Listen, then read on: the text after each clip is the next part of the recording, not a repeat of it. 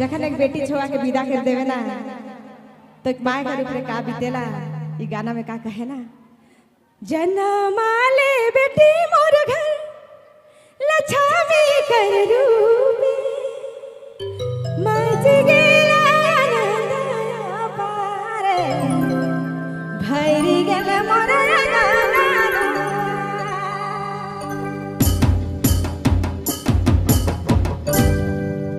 जन्माले सोना मोर घर लछमी कर रूपे जन्माले बेटी मोर घर लछमी कर रूपे मज गेला नंदा मारे भैरी गेल मोर नंदा मज गेला नंदा मारे